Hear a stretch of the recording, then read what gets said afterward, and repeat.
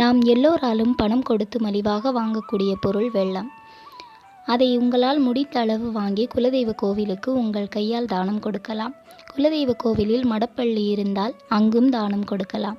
ஆக மொத்தம் இந்த வெல்லம் குலதெய்வத்திற்கு பிரசாதம் செய்ய பயன்படுத்த வேண்டும். குறைந்த அளவு 1 கிலோ வெல்லம் வாங்கி கொடுத்தாலும் போதும். எப்போதெல்லாம் நீங்கள் குலதெய்வம் கோவிலுக்கு செல்கிறீர்களோ அப்போதெல்லாம் வீட்டிலிருந்து வெல்லத்தை வாங்கி வைத்து எடுத்து செல்ல வேண்டும். குலதெய்வ கோவில் இருக்கும் இடத்திற்கு சென்று கடைக்கு சென்று வெல்லம் வாங்கக்கூடாது. குலதெய்வ கோவிலுக்கு செல்வதற்கு முன்கூட்டியே கடையிலிருந்து வெல்லத்தை வாங்கி வீட்டில் வைக்க வேண்டும்.